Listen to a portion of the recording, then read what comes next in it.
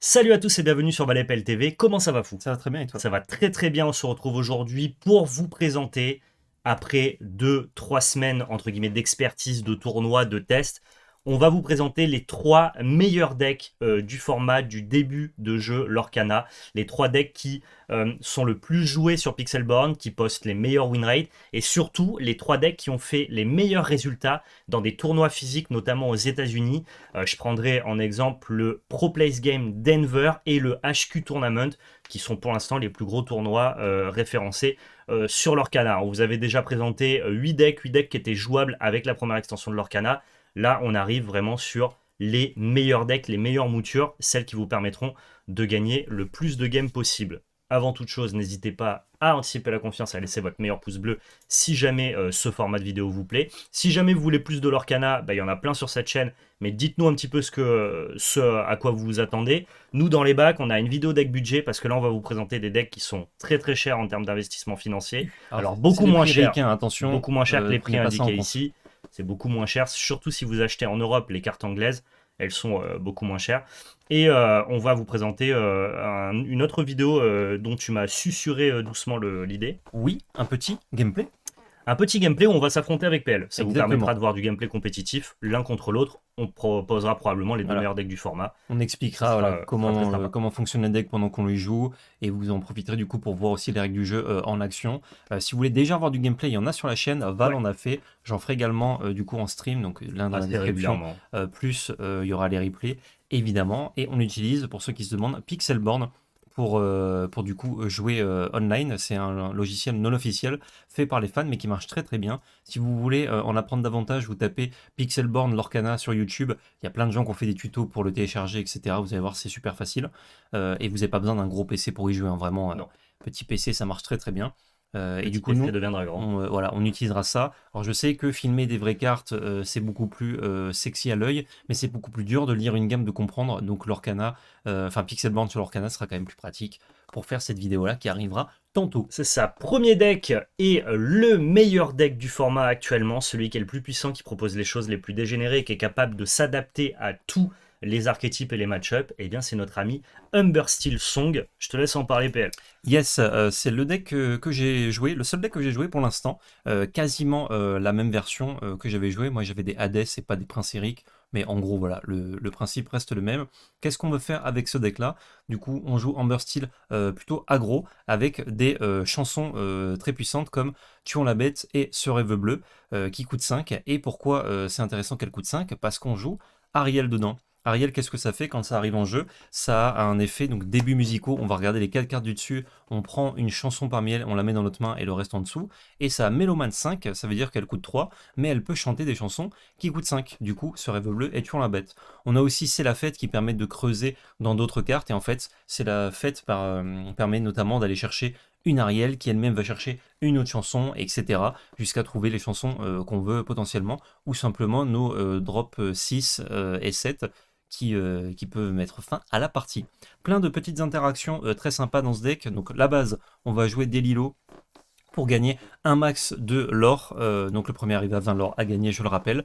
Pour protéger Lilo qui va mourir très facilement sur le board, notamment à cause des Stitch et autres Capitaine Crochet et cartes qui ressemblent des decks en face. On joue Simba. Simba autour d'eux, ça a le rempart, donc on le fait arriver en jeu épuisé, donc engagé. Et comme il a le rempart, l'adversaire est obligé d'attaquer d'abord Simba plutôt que vos autres créatures.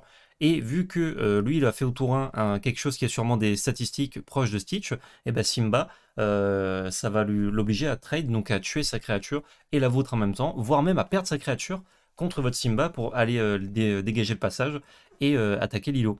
Pendant ce temps-là, Lilo, elle est tranquille, elle gagne ses petits marqueurs lore. Enfin, elle vous fait gagner des marqueurs lore tranquillou. Ensuite, on attaque sur les drops 3. On a Ariel et la Fée Clochette, 2 cartes très différentes et très importantes. Ariel, j'ai déjà expliqué ce que ça faisait. C'est vraiment là pour chanter des chansons et pour en piocher. Vous pouvez l'orer avec, mais c'est pas trop le but. Et la Fée Clochette, en plus de son effet sympa de piocher une carte pour défausser une carte, donc pour aller chercher des réponses potentielles à ce que fait votre adversaire, on a la Grande Fée Clochette, la Fée Géante, qui est une 4-5 du coup pour 6, mais qui coûte seulement 4, donc le tour suivant qu'on a joué la première Fée Clochette. Et elle a 2 effets. Premier effet, lorsqu'on la joue, on inflige un dommage à chaque personnage adverse, très fort. Et deuxième effet, lorsque ce personnage en bannit un autre via un défi durant votre tour, donc quand vous vous servez de la fée clochette géante pour aller détruire une créature en face, vous pouvez choisir un personnage adverse et lui infliger 2 dommages. Et du coup, ce qui se passe vraiment quand vous faites la sortie champagne, vous faites fée clochette tour 3, la grande fée clochette dessus, comme vous l'altérez, du coup, cette fée clochette, vous la transformez en gros en celle-ci, elle peut tout de suite défier ou l'aurer, etc. Elle arrive en jeu, elle fait 1 à tout, et vous pouvez vous en servir pour chanter Tuant la bête. Donc vous avez mis 3 à tous les personnages adverses. Quand vous le faites au tour 4, il n'y a rien quasiment qui survit. Il y a genre 2-3 cartes qui ont 4 marqueurs, mais généralement elles ne sont pas trop jouées. Donc vous tuez tout le board adverse. Ou sinon, vous ne jouez pas Tuant la bête. Donc vous pouvez chanter ce rêve bleu aussi, puisque son coût est de 6, même si vous la jouez pour 4. Mais ce qui est très intéressant, c'est de défier quelque chose.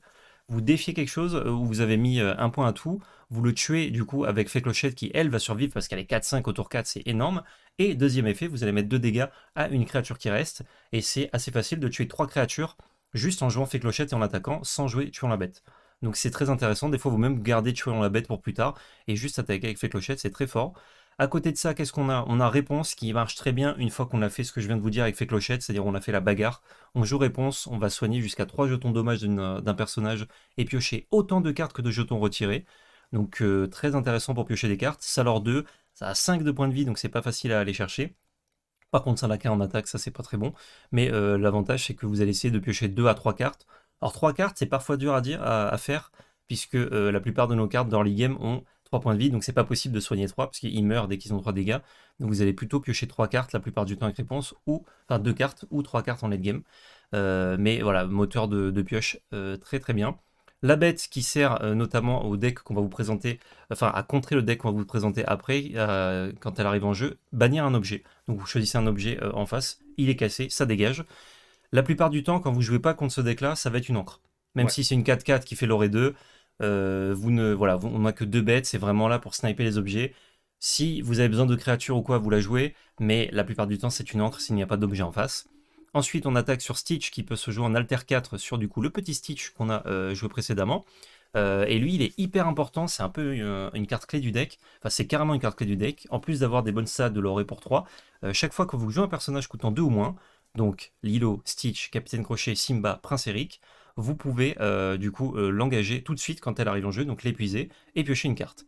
Et si vous piochez du coup, donc vous jouez Stitch, vous l'engagez, vous piochez une carte, vous piochez un Capitaine Crochet, bah vous pouvez le recommencer. Vous pouvez faire tant que vous avez des cartes qui coûtent 2 ou moins, et tant que vous avez de l'encre évidemment pour les caster. Et ça c'est super fort, ça vous permet de faire après un Soyez prête, donc l'effet qui détruit toutes les créatures sur le board.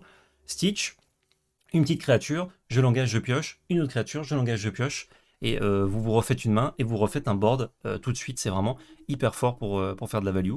Fait Clochette, on en a déjà parlé, et le gros Stitch qui lui ne s'altère pas, il faut le payer à 7 mana comme un grand, mais on en a qu'un dans le deck. Il or pour 2, il est 4-8, les stats sont énormes, mais surtout quand il arrive en jeu, si on a au moins 2 autres personnages en jeu, c'est très facile dans ce deck, on pioche 2 cartes. On n'en joue qu'un parce qu'il ne s'altère pas, qu'il coûte cher, et que il arrive le tour où on peut se prendre Soyez prête. C'est ton 5e Stitch. Et voilà, c'est un peu le 5e Stitch. Quand vous prenez Soyez prête et que vous n'avez plus rien, c'est plutôt une encre. En vrai, c'est pas très très fort. Mais ça reste une carte qui s'ancre, donc du coup la carte elle Voilà. est quand même intéressante. Ça s'ancre, si vous l'avez dans votre main de départ, bon, n'hésitez pas à l'ancrer, ne la gardez pas à tout prix pour faire de la value, c'est Non. pas grave, ça dégage. Ensuite, on part sur les petites gestions, donc fracasser, ça met 3 à n'importe quel personnage, ça s'ancre, super bien. Souvent les gestions ne s'ancrent pas, du jeu, donc fracasser. ça c'est très bien.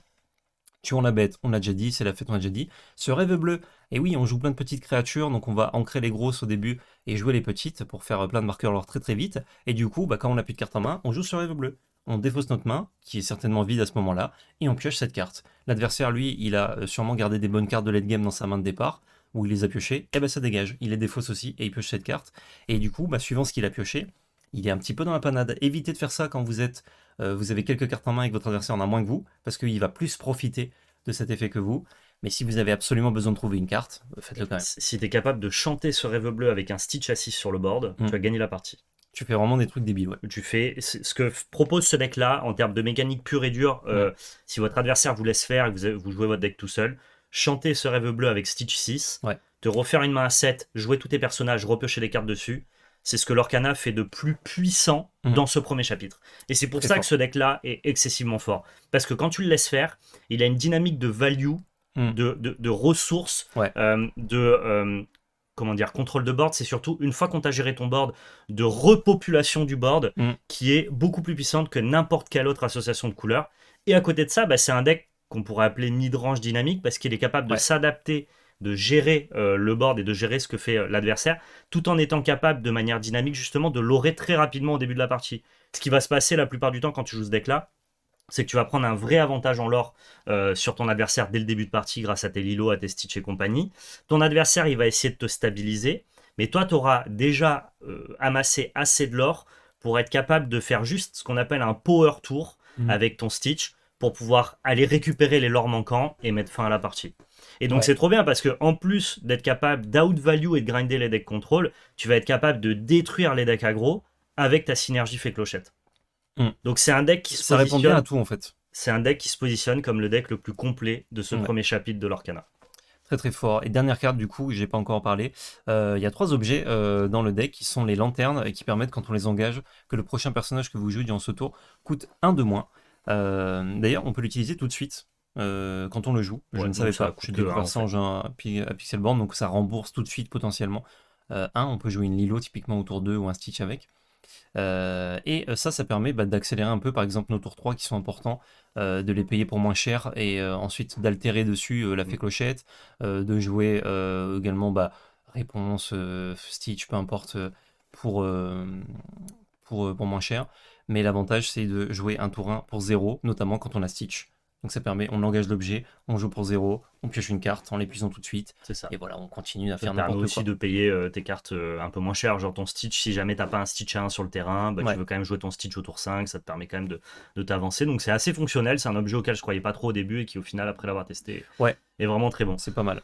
Deck excessivement puissant, par contre qui demande un skill cap, c'est-à-dire un level technique pour jouer le deck de la meilleure des manières, assez élevé. Si vous débutez le TCG avec l'Orcana, vous allez vous amuser avec ce deck-là, mais vous ne serez pas forcément capable d'en tirer le maximum de profit. C'est un deck qui va demander beaucoup d'expérience pour le piloter de la meilleure des manières. Il y a des games qui vont être très très durs à gagner et que vous ne gagnerez peut-être pas, notamment contre le deuxième deck qu'on va vous présenter, si jamais vous pratiquez pas beaucoup et si jamais vous n'avez pas toutes les subtilités.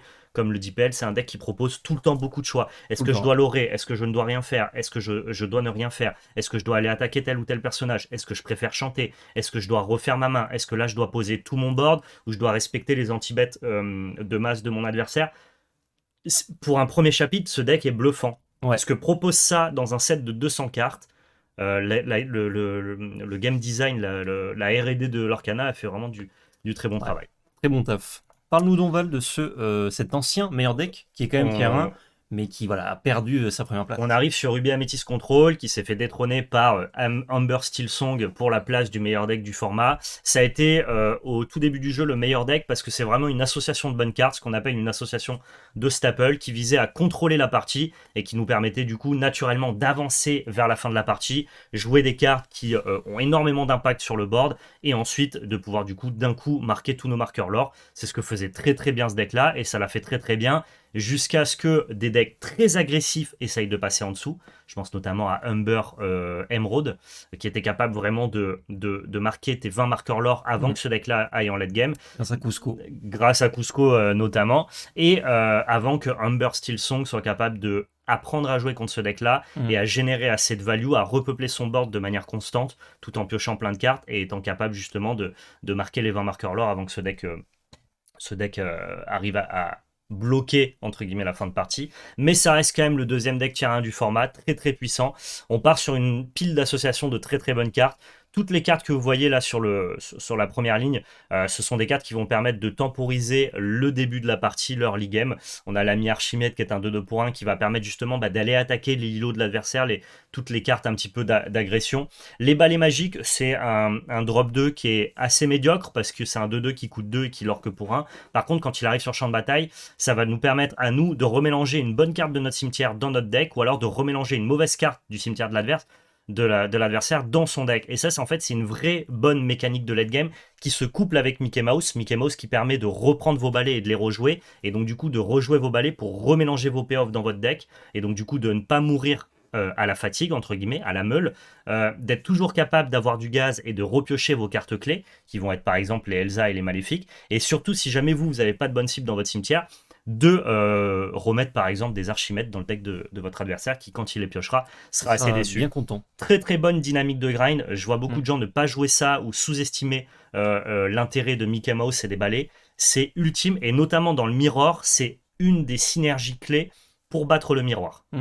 Donc très important. Et les deux s'ancrent en plus. Les donc, deux, au pire. Les deux s'ancrent. C'est un deck qui joue 17 cartes non ancrables. C'est la norme extrêmement basse. Faites pas plus que 17 cartes non ancrables. Vous risquerez d'avoir des mains de départ qui sont un peu complexes. Généralement, on en veut entre 14 et 16. Là, on en a 17 parce que le deck le nécessite. Si on veut rester en 60 cartes, il y a des petits malins qui jouent plus de 60 cartes pour avoir un meilleur ratio de cartes non ancrables. Mais j'aime pas trop, ça dilue aussi tes menaces et tes réponses spécifiques. Évitez. Surtout si vous ne savez pas pourquoi, ne le faites pas. Si vous ne savez pas pourquoi vous faites ça, ne le faites pas, restez à 60, c'est important. L'ami Gaston, il est excellent, il est 4-2, il est ancrable. C'est une carte qui lord pas, mais qui va être là pour libérer le champ de bataille. C'est un anti-bet. Lui, il sert à tuer Simba. Et Cusco. Voilà, et Cusco aussi, en partie. On a l'ami Maléfique qui va permettre de continuer à piocher les cartes. Rafiki qui est très bon, mais comme il s'ancre pas, on n'en veut pas beaucoup. Ouais. Au début, les listes en jouaient plein parce que c'est une 3-3 qui peut directement rush, tuer un Simba et rester quand même vivant sur le board, donc c'était très bien. Mais voilà, ça s'ancre pas, donc c'est compliqué. C'est vraiment un deck qui mixe plein de synergies. On vous a parlé de la synergie Balai Magique et Mickey Mouse, mais il y a une autre synergie qui est la synergie Aladdin.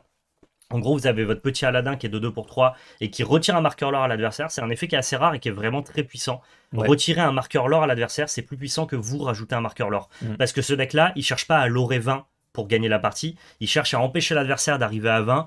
Et d'un coup, vous allez avoir tellement d'avance sur le terrain que vous allez pouvoir marquer tous vos marqueurs lore. Donc plutôt qu'une carte qui vous rajouterait un marqueur lore, c'est super important d'empêcher l'adversaire, et notamment les decks aggro, d'arriver à leurs 20 marqueurs lore. Ouais. Et ça peut avoir vraiment son importance d'en enlever un. Donc cet Aladdin-là, il paraît un peu mauvais, mais en fait, il est tout à fait décent. Mais surtout, il permet de jouer l'Aladdin à 7 que l'on va pouvoir évoluer pour 5 mana. Et lui, dès qu'il challenge un personnage, eh bien, vous gagnez 2 marqueurs lore, mais surtout, vous retirez 2 marqueurs lore à l'adversaire. Et ça, encore une fois, dans la course que vont essayer de mettre en place les decks agressifs, c'est vraiment extrêmement puissant. Ça synergise d'autant plus avec un objet, celui-là qui permet de donner rush à vos personnages. Et donc, du coup, si jamais vous jouez directement pour 7 mana votre Aladdin, vous pouvez directement aller challenger et retirer des marqueurs lore à l'adversaire. C'est étonnant d'ailleurs de jouer ça dans un deck contrôle l'endgame, de jouer à quelque chose qui donne rush. Ouais, mais regarde, ça te permet d'arriver directement et de taper avec des grosses Elsa ou des grosses Maléfiques, sachant qu'il faut savoir que ce deck-là, visant la fin de partie, fin de partie, c'est 15 cartes ancrables. Ouais. C'est 15 encres, 17 encres, 18 encres. Du coup, tu te retrouves à jouer Elsa, il te reste 10 mana disponibles. Ouais. Donc tu es très content d'avoir ces objets-là pour rentabiliser ton mana supplémentaire. Miroir magique en plus. Ouais. Miroir magique qui te permet de piocher des cartes, qui est le meilleur item du jeu, de très très loin, extrêmement puissant. C'est pour ça qu'on joue 2 bêtes. Très important. Voilà. On joue des bêtes dans les autres decks pour casser les miroirs magiques et empêcher justement l'adversaire de faire sa value. Et donc du coup, je disais bouclier de vertu. Ça permet pour 3 mana de redresser un personnage. Alors oui, il peut pas lorer et partir en quête. Par contre, il peut réattaquer. Sauf que quand on attaque avec Aladdin, du coup, en fait, naturellement, on lore. Des grabuges. Extrêmement puissant. Cette synergie-là, Aladdin, dans Bouclier de Vertu, ça marche très bien. Et l'avantage de ces objets-là, c'est que ce sont des cartes ancrables, donc très peu coûteuses au deck building de les avoir dans notre deck. À côté de ça, on a toute la partie contrôle du deck. La partie contrôle, ce sont donc du coup les grosses cartes, les payoffs, qui vont générer de la gestion ou alors de la tempo. Elsa, qui va permettre de fatiguer 2 personnages adverses, et donc du coup naturellement de vous donner l'ascendant sur la partie. Maléfique qui gère n'importe quelle carte. Ursula qui vous permet de faire un peu de value et qui vous permet aussi d'enlever un marqueur lore à votre adversaire, et donc du coup de le ralentir pour qu'il n'arrive pas à ses 20 marqueurs. L'ami Feu du Dragon qui bannit n'importe quel personnage. Soyez prête, qui est probablement la meilleure carte du jeu. Ça bannit tout. Ça bannit tous les personnages. Ce deck-là veut arriver au tour 7 pour jouer une Soyez prête et derrière prendre l'avantage et développer son rythme. Tout le début de partie, vous allez serrer les fesses, ça va être un enfer contre les decks aggro. Si vous arrivez jusqu'à Soyez prête, vous avez globalement, si votre adversaire n'est pas à 17-18 marqueurs lore, vous allez être capable, entre guillemets, d'invalider la suite de sa partie et vous prendre l'ascendant. On a mes amis de l'au-delà, qui la carte de draw par excellence, qui se chante très très bien avec nos drop 3, notamment Maléfique ou alors des Aladdin, des Mickey Mouse. Et une carte de gestion extrêmement puissante, Maui, qui ne lore pas, mais qui lui peut charger, donc attaquer dès qu'il arrive en jeu. Il est 6-5 pour 5, et par contre il doit tout le temps combattre dès qu'il le peut. Mais c'est vraiment une carte de gestion de terrain qui est excessivement puissante. Et ça s'ancre. Donc les match-up où c'est pas pertinent, ça C'est ça. dégage. Donc ça dégage, par exemple en mirror, c'est très mauvais. Ouais. Donc du coup, on va l'ancrer. On a la reine qui, à l'inverse, elle, est très mauvais dans les match-up aggro, mais très forte en mirror, parce qu'elle, bah, c'est une 4-5 pour 5, mais qui en plus permet de piocher une carte tous les tours. Qui dit piocher des cartes, dit trouver plus de solutions et faire crouler l'adversaire sous la puissance de nos propres cartes. Donc vous l'avez compris, c'est vraiment une pile de bonnes cartes qui Mm. intègre 2-3 synergies intéressantes au sein de son gameplay, qui veut avancer le plus loin possible vers la fin de la partie et qui va vous faire crouler sous l'avantage de cartes parce qu'il va piocher trop de cartes tous les tours, il va avoir trop d'encre à disposition et donc du coup être capable de jouer beaucoup trop de cartes, beaucoup plus que vous. Son point faible, c'est de tenir le début de la partie Mm. ou être capable de générer autant de value, quand bien même nous on a des miroirs magiques qui nous permettent de piocher pour 4. Ouais. Le deck son d'avant, là, le deck Song, Mm. lui il est capable de piocher des cartes pour 0 avec son Stitch. Ouais. Donc Puis il est pour 5, il capable, en pioche 7. donc il est capable de tout value. Ouais. Il est capable de tout value. Mais sinon, c'était vraiment la pile de bonnes cartes de ce début de format. Ouais. Et vraiment, Mickey Mouse, balai magique, apprenez bien à jouer cette synergie-là. C'est vraiment très important en mirror match. Et c'est un des decks les plus populaires, celui que vous allez le plus rencontrer, je pense, sur Pixelboard. Ouais. Bah, c'est vrai que du peu que j'ai joué, j'ai dû faire un peu moins d'une dizaine de parties. C'est vraiment le deck que j'ai le plus affronté. Ouais. Et pas forcément d'ailleurs tout le temps cette version-là, mais en tout cas les couleurs, cette association de Ouais. couleurs rouge-violet, c'est celle que j'ai le plus vue, quoi. Moi, c'est Largement. ma decklist, celle que je vous propose, qui, à mon sens, au regard un petit peu de ce qu'a perfait dans les tournois dont on vous a parlé, de mon expérience avec le jeu et de ce que je vois un petit peu traîner sur Internet, je trouve que c'est le meilleur 60. Après, évidemment, il y aura des débats à avoir, plus on aura de data et plus on Bien aura sûr. de matchs qui ont été joués. Et du coup, pour contrecarrer ce deck-là, qui est quand même plutôt fort, il est apparu un autre deck, style améthyste, du coup le meilleur des deux mondes, en tout cas pour battre ce deck. Et c'est hyper intéressant qu'avec seulement une extension, on puisse déjà designer des decks qui battent un amas de bonnes cartes. Parce Ouais. que c'est dur de battre un amas de bonnes cartes, parce que bah, c'est supposé être le meilleur deck, puisque tu as mis toutes les meilleures cartes dans deux couleurs. Mais on a déjà un deck qui en tout cas essaye de le faire et réussit plutôt bien, Ouais, qui est ce à tel point style que améthyste. ce deck-là a posté 2 copies dans le top 8 du dernier PPG Denver. Et donc, du coup, c'est pas juste un gars qui a fait une performance et tout. C'est un vrai deck qui a été designé pour ça et qui le fait plutôt bien. Ouais, c'est clair. On va parler ici surtout des cartes qu'on n'a pas vues, parce qu'il y a pas mal de cartes qu'on a déjà présentées dans les deux autres decks. On a notamment Elsa qui se transforme. Bon, on a Elsa dans le deck Ça sert rouge-violet. surtout à transformer Elsa plus Mais rapidement. voilà, on peut la jouer du coup plus tôt pour 6 et non pas pour 8, et en plus elle s'ancre, et elle a un effet qui n'est pas non plus déconnant, qui permet, si on l'engage, de choisir un personnage adverse et de l'épuiser. Donc ça permet de forcer des créatures à s'engager pour aller chercher notamment les bêtes d'early game que l'adversaire garde pour l'aurer plus tard. Bah, on peut aller chercher facilement avec nos balais, etc. On a un Jafar aussi qui coûte 4, qui est une 0,5 qui l'or pour 2, mais sa puissance, la puissance de ce personnage pardon, augmente de 1 par carte dans votre main. Donc en fait, il est souvent assez costaud, Ouais. le Jafar. C'est pas déconnant qu'il soit 4-5 pour 4 C'est une carte qu'on la peut plupart du temps. retrouver dans les listes Ruby Amethyst Control aussi, Mm, en fonction de la place que vous avez à disposition. c'est ça. Et au pire, si jamais vous avez la main vide, il s'ancre très bien, ça dégage. On a un Hans qui est 3-3, qui l'or pour 2 et qui coûte 4. Lorsque ce personnage est envoyé à l'aventure, vous pouvez choisir un personnage et lui infliger un dommage. Et bien ça permet de sniper les Lilos notamment. Plutôt bien. Ou alors de finir une créature si on n'a pas assez de dégâts éventuellement. Et quand même de gagner de l'or. Donc c'est pas mal. Quand vous gagnez de l'or et que vous tuez un truc, c'est très bon. T'as fait ton taf. C'est ça. La bête en x4 cette fois-ci. Et pourquoi on disait que c'était là pour sniper ce deck-là? Bah, on l'a dit, hein, les objets sont très forts dans ce deck-là. Là on joue 4 bêtes, pas comme dans style Amber. Ouais. Là on les vénère. Tac, Ursula fait clochette Elsa, fracasser, on a déjà vu. Ça pareil, on a déjà vu, ça pareil. Ça propose du coup, même s'il y a pas mal de cartes en commun avec les decks qu'on a déjà vu, pas le même gameplay. Non. Un peu plus mid-range, C'est vous beaucoup voyez, plus au niveau mid-range, d'early c'est- game, on n'a pas grand-chose. En fait, c'est bizarre, c'est moins agressif que Amber Steel Song. C'est moins contrôle que Ruby Amethyst. Ça se passe vraiment dans le milieu de partie. Ouais, Le plan contre Amber Steel Song, c'est d'être capable de générer le début de partie et proposer une phase un peu plus contrôlesque sur le late game. Et le plan contre Ruby Amethyst, c'est lui couper toutes ses engines de draw. C'est-à-dire, toi tu ne vas pas piocher parce que je joue 4 fois la bête et je vais péter tes items, ouais, alors que moi je vais le faire. Et en plus de ça, je vais avoir la mécanique Mickey Mouse qui va me permettre, toi, de renouveler de manière négative, entre guillemets, ton cimetière, et moi de renouveler mes cartes ouais. impactantes style Elsa. Que tout le monde ne joue pas d'ailleurs. Ça, on rappelle, sont les decklists que tu as proposées, tes versions des decks Moi, j'ai très fait joués. le melting pot de tout ce que Voilà. j'ai vu et de ce que je Mais préfère jouer, et je trouve que c'est important. si tu joues contre Ruby Améthyste qui ne joue pas ça, t'as un vrai avantage. Encore plus un avantage à mon sens. Donc c'est cool. Jaffa par contre, je l'ai pas mal affronté moi en tant que Amber Steel. Je trouvais la carte pas très impressionnante, tu vois, Ouais, dans le moi- match-up. Bah, Donc ça pour le coup, style améthyste, n'ayant pas joué le deck, j'ai laissé la Mm. decklist telle qu'elle a été présentée Ouais. lors du PPG Denver. Sur les 2 listes précédentes, ce sont les listes que moi je joue, et Mhm. effectivement, j'ai pas mis Jafar dans ma liste de Ruby Amethyst Control. Ouais, je trouve ça un peu. Enfin, il y a trop de cas où ça va juste être une encre. Donc un peu faiblard. Mais voilà, du coup, moins de choses à dire sur ce deck, puisque vraiment il est là pour répondre à un deck du méta, mais c'est important de le présenter parce que Ouais. ceux qui veulent pas jouer forcément ce deck ou ce deck, vous avez une autre alternative avec un deck sympa qui propose d'autres choses et quand même des lignes de play un peu plus simples, puisqu'on est là vraiment pour détruire un deck en particulier que vous rencontrerez beaucoup sur Pixelborn, en tout cas actuellement. C'est ça. C'est intéressant de jouer ça. C'est un deck qui, au-delà de ça, par contre, contre les decks purement agressifs, je pense notamment aux decks verts, qui font pas partie des meilleurs decks du format, mais qui sont assez populaires, qui va quand même mieux répondre au début de partie que la Ouais. version Ruby Amethyst Control. Du fait qu'on est un peu moins late game, forcément, on s'axe un peu plus sur le début de partie. Et il y a un truc que n'a pas le deck Ruby Amethyst, et bah, c'est la synergie Fée. La synergie Fée Clochette.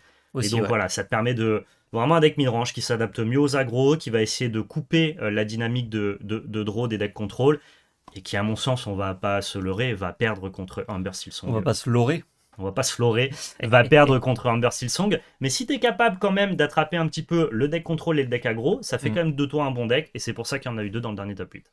Ouais, c'est vrai qu'Amber Steel c'est un peu compliqué, mais que t'as quand même la fée clochette. Alors par contre, tu la joues à 6, t'as pas la fée clochette à 3 dans le deck. Ouais, Donc mais ça peut en arriver fait, tard, Amber mais- Steel, vu que c'est un deck aggro, mais qui a quand même beaucoup de ressources en late game, même si tu lui clean son board, il va t'en refaire. Là Oui. où les decks verts, tu clean leur board. Ouais, mais la différence, c'est que Tion la bête, pour moins cher, tu clean bien le board d'Amber Steel, Ouais. alors que Ruby Amethyst ne peut pas faire ça. C'est Non, mais obligé c'est ça. de le faire pour 7, donc t'as quand même ça, quoi. Tout à fait, tout à fait. Donc t'es pas démuni pour un sou. Donc c'est à notre sens les 3 listes qui sont les meilleures actuellement Ouais. lors de ce premier chapitre. Comme tu le disais, c'est quand même assez vaste en fait en termes d'archétypes, de propositions de gameplay, de metacall. Pour un premier set, moi je suis bluffé. Par contre, il y a quand même quelque chose à noter dont on n'a pas encore parlé. Bah, vert et bleu, c'est un peu les grands absents. Vert et bleu, ouais. Franchement, bleu, au début, ça a été pas mal testé et finalement pas assez fort, même le côté rampe et tout. Mais je pense que vu que ça rampe, le bleu, Il y ça aura des sera choses à bien faire. plus tard. Et vert, c'est pas mal pour Cusco. Ça répondait bien, notamment au début du format à ce deck-là. Mais à part Cusco, en fait, c'est vrai que le vert est un peu faiblard. Et comme on le supposait, la mécanique de on fait engager les créatures pour ensuite les attaquer, les blesser et tout, c'est un peu trop mignon, quoi. C'est un peu trop mignon. Un peu trop mignon malheureusement à voir. Après peut-être qu'on aura des belles surprises, hein. Ça C'est reste encore jeune. de très bonnes options de tier 2. Attention, il y a des decks voilà. verts qui ont performé en top 8 du PPG Denver. On a aussi des decks bleus. Hein. J'ai vu un deck bleu, donc Saphir Amber, avec des Stitch assez sympas qui Bleu avait jaune, l'air du coup. de bien marcher. Ouais. Mais je veux dire, voilà, ça c'est ce que vous allez voir de plus consistant, de plus régulier, de plus travaillé et que les gens jouent C'est ça. plus. On vous tiendra au courant du coup en fonction de l'évolution de la méta. Si vous voulez voir un type de vidéo sur l'Orcana en particulier, n'hésitez pas à le dire en commentaire. On prend tout en compte, on essaye de vous présenter ce que vous attendez, ce que vous voulez voir, etc. Notamment la prochaine vidéo du coup sur l'Orcana. Enfin, peut-être pas la prochaine, mais parmi les prochaines, deck budget. Si vous avez 2-3 sous et que vous voulez pas vous ruiner, comment jouer à l'Orcana avec quand même des decks solides, c'est tout à fait possible. Donc voilà, on vous présentera ça. Le pouce bleu, le commentaire, le partage, l'abonnement, réseaux sociaux, chaîne Twitch dans la description, et surtout n'oubliez pas, C'était de la belle magie. Merci beaucoup aux tipeurs qui soutiennent la chaîne. Si vous aussi vous souhaitez nous aider, le lien de notre page est dans la description.